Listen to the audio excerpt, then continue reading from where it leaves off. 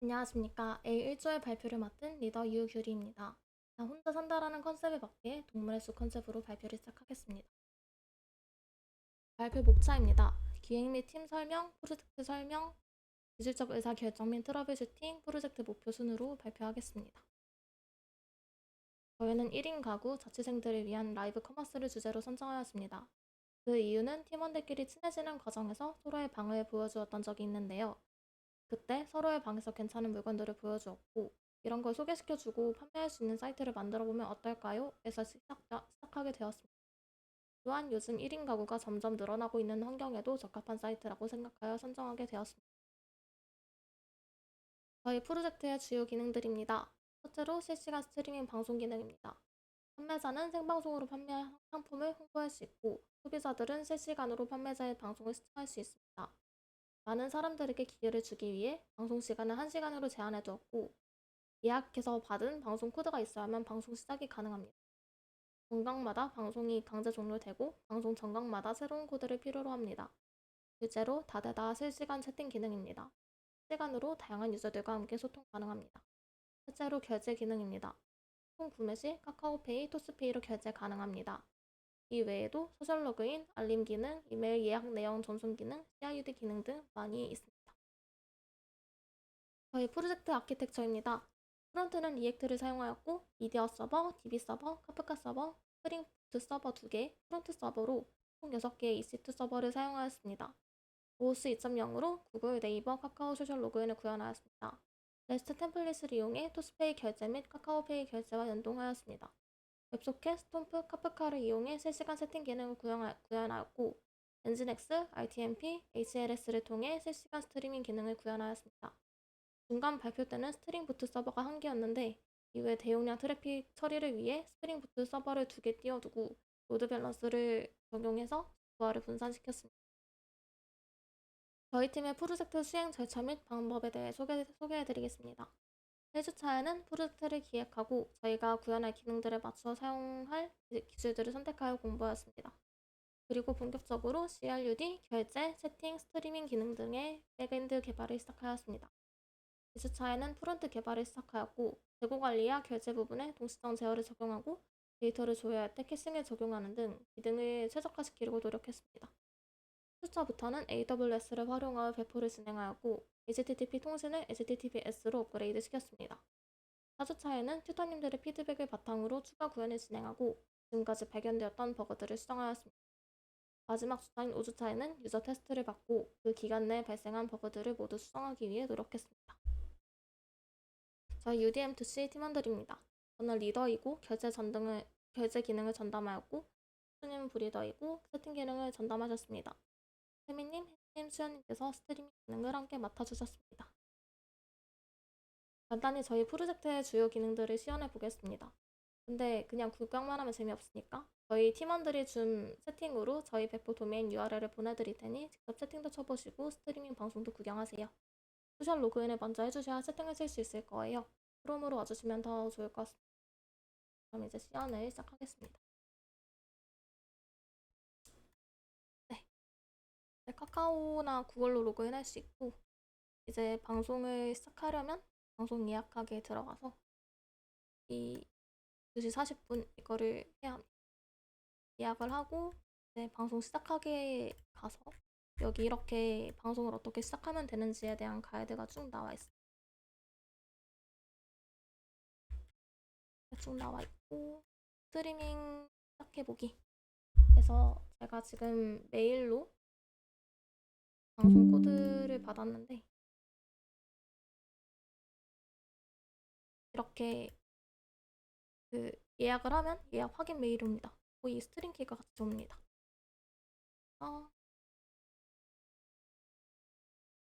네.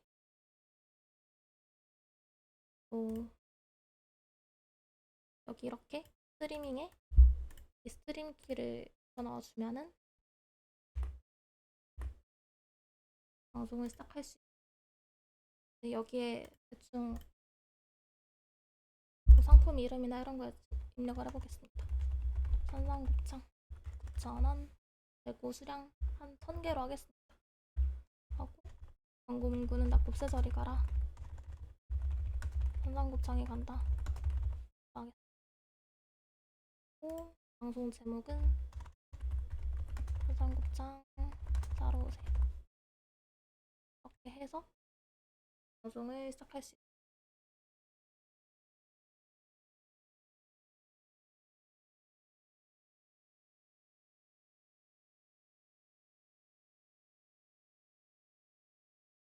네, 이렇게 시작할 수 있고, 네, 여기서 조금 기다리면 화면이 이렇게 뜨는 걸 볼 수 있습니다. 여기서 채팅을 직접 치실 수 있고, 보시다시피 다른 사람들, 많은 사람들이 같이 이제 채팅을 치는 걸 볼 수 있습니다. 그리고 직접 결제를 한번 해보겠습니다. 주문 수량 10개로 할게요.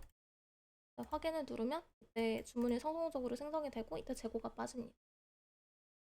배송 주소는 뭐 이렇게 직접 입력할 수 있고 기본 배송지로 설정할 수 있고 이거는 프로필에서 마이 페이지에서 설정이 가능하고요.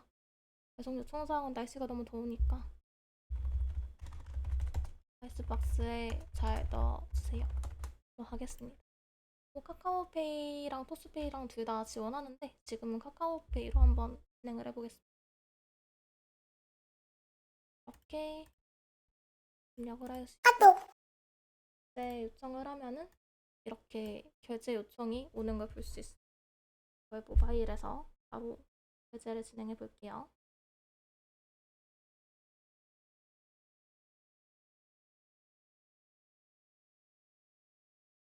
테스트 결제라서 실제로 돈이 빠져나가진 않습니다.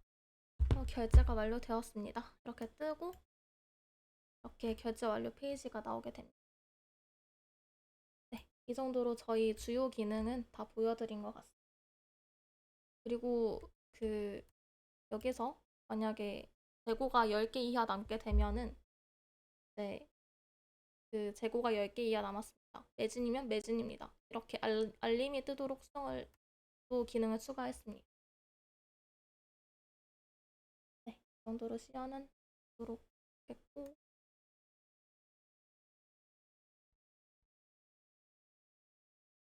다음으로 저희의 기술적 의사결정에 대해서 말씀드리겠습니다. HTTP로 실시간 채팅을 구현할 수 있으나 요청과 응답 후 연결이 끊어지기 때문에 지속적인 재연결이 필요하고 HTTP 통신은 매번 요청을 보낼 때마다 헤더와 기타 메타데이터를 포함해 전송해야 하므로 오버헤드가 발생할 수 있습니다. 웹소켓은 테이프란 특성을 가지고 있어 오버헤드가 적고 양방향 통신을 지원하므로 서버와 클라이언트가 자유롭게 데이터를 주고받을 수 있습니다. 초기 개발 단계에서는 웹소켓만을 하여 실시간 채팅을 구현하였으나 더 높은 확장성을 위해 하이 프로토콜인 스톰프를 적용하였습니다. 실시간 스트리밍을 구현함에 있어서 이제 RTMP와 HLS를 선택하게 되었습니다. 여러 프로토콜을 찾아보았으나 각각의 장단점이 있었습니다. HLS는 제일 대중적이나 다른 스트리밍 프로토콜에 비해 상대적으로 지연 시간이 높았고 RTMP는 플래시 지원이 끊겨 HTML5에서는 플레이하지 못해 별도의 인코딩 과정이 필요했습니다. 웹 RTC는 개발 관련 자료가 많았으나 1대1 연결 소규모 그룹 회의에 적합하고 저희가 개발하려는 1대다 연결을 수행하기에는 서버의 부하가 컸습니다. SRT, RTSP, MP, EG-는 호환성에 적었습니다. 내용량을 트래픽에 염두에 둔 만큼 웹 RTC는 부적절하다고 느꼈습니다. 기본적으로 지연 시간이 비교적 낮은 RTMP를 사용하고 미디어 서버에서 변환해 클라이언트에 HLS로 전달하는 방식을 채택했습니다. 그리고 동시성 제어 부문인데요. 재고 관리 및 주문 처리에 동시성 제어를 하기 위해 낙관정락, 비관정락, 분상락 등 다양한 방법에 대해 공부했고 프로젝트에 가장 적합한 방식이 무엇인지 고민했습니다. 저희 프로젝트에서는 데이터 캐싱을 위해 이미 레디스를 사용하고 있었기에 분상락을 적용할 때 따로 세팅이 필요 없었고 직접 DB에 락을 거는 낙관정 락이나 비관정 락과는 달리 분산락을 직접 DB에 락을 거는 방식이 아니라 DB의 부하가 적다는 점도 고려하여 단일 스레드인 레디스를 활용한 분산락을 통해 동시성 제어를 하기로 결정했습니다. 기획 단계에서 스케일아웃을 고려하며 메시지 스트리밍 기능을 사용하기 위해 카프카와 RabbitMQ, 레디스Q, SQS와 같은 외부 메시지 브로커를 이용하기로 했습니다. 그중 카프카가 가장 높은 처리량과 확장성을 제공할 수 있었고 데이터 스트리밍과 로그 수집에 적합하다고 판단이 되었습니다. 최근 기업에서 가장 널리 되고 있는 점 또한 선정의 이유가 되었습니다. 레디스는 인메모리 데이터베이스이기 때문에 응답 속도가 빠르고 리스트, 셋, 해시 등 다양한 데이터 구조를 지원합니다. 또한 레디스는 설정과 사용이 비교적 간단하고 다양한 프로그래밍 언어와의 호환성을 제공하여 레디스를 쉽게 도입할 수 있다는 특징들을 고려하여 캐치로 레디스를 선택하였습니다. 토스페이를 구현할 때 토스페이먼츠나 토스페이 중 하나를 선택하여 구현할 수 있었습니다. 토스페이먼츠는 프론트 예제 코드를 프론트에 접목시키기만 하면 쉽게 연동할 수 있었습니다. 토스페이는 백엔드에서 직접 API에 통신하는 방식을 사용합니다. 토스페이먼츠와 연동하면 훨씬 더 편하게 구현할 수 있었을 것입니다. 하지만 카카오페이와 결제 연동과 일관성을 유지하고 신용카드, 보통장입금, 페이코와 같은 불필요한 결제 수단을 배제하여 결제 프로세스를 단순화하고 통신 범위를 축소함으로써 보안 리스크를 최소화하기 위해 토스페이먼츠 대신 토스페이를 선택했습니다.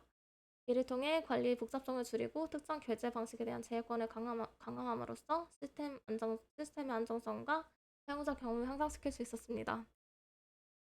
다음으로 트러블 슈팅입니다. 로드 밸런서에서의 세션 데이터 관리 면인데요. 내용량 트래픽을 대비해 2개의 서버 인스턴스를 띄우고 로드 밸런서를 사용하여 서버의 부하를 분산시키려고 시도하였습니다.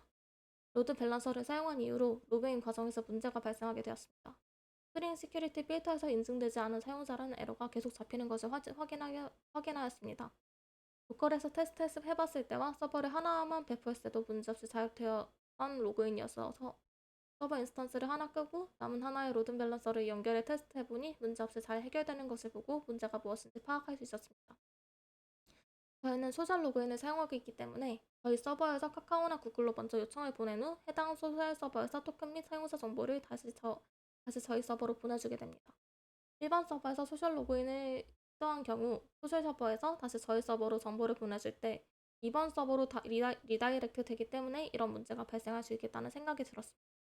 저희는 이러한 문제를 해결하기 위해 세션을 고정하는 스티키 섹션을 사용하였습니다.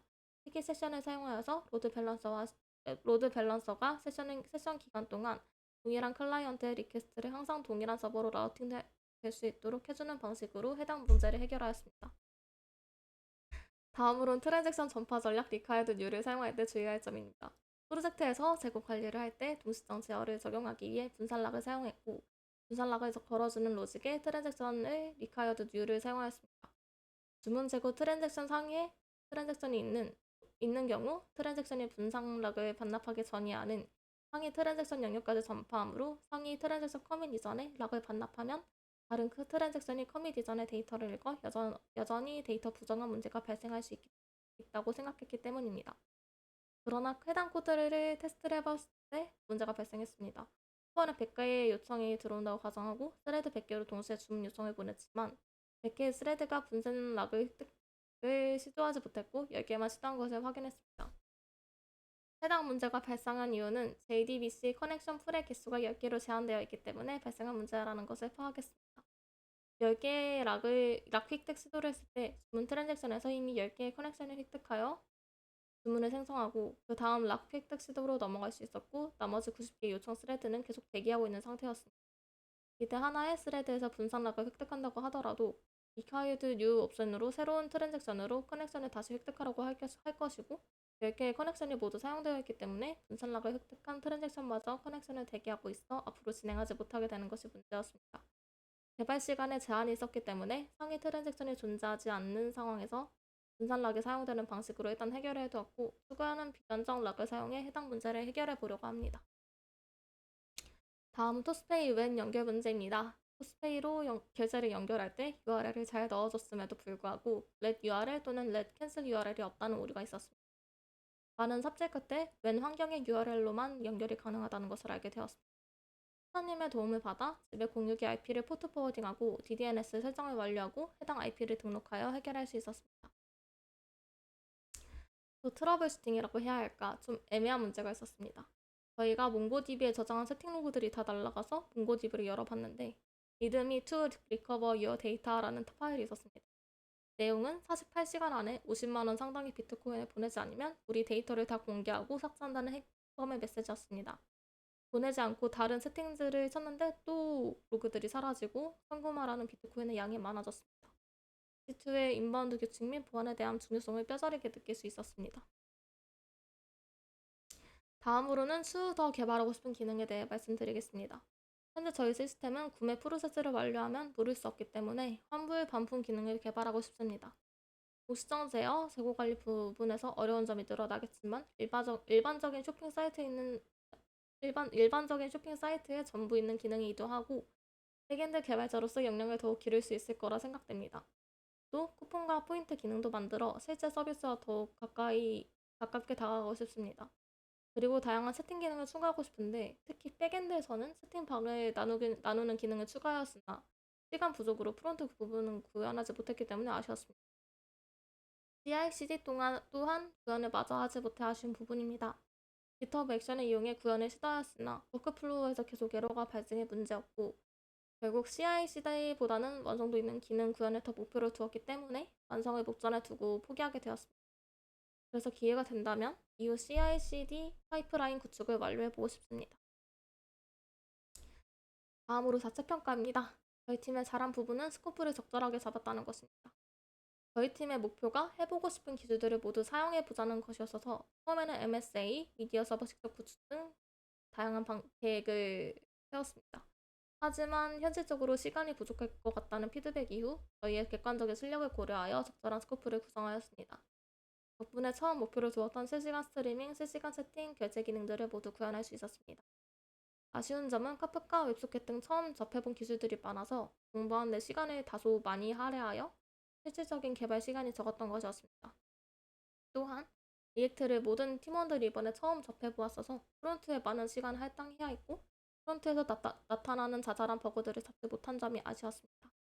그리고 마지막으로 그라운드 룰을 만들 때 일주일에 한 번 코드 리뷰 시간을 가지기로 했으나 시간 부족으로 진행하지 못했던 점 또한 아쉬웠습니다. 이상으로 A1조의 발표를 마치겠습니다. 감사합니다.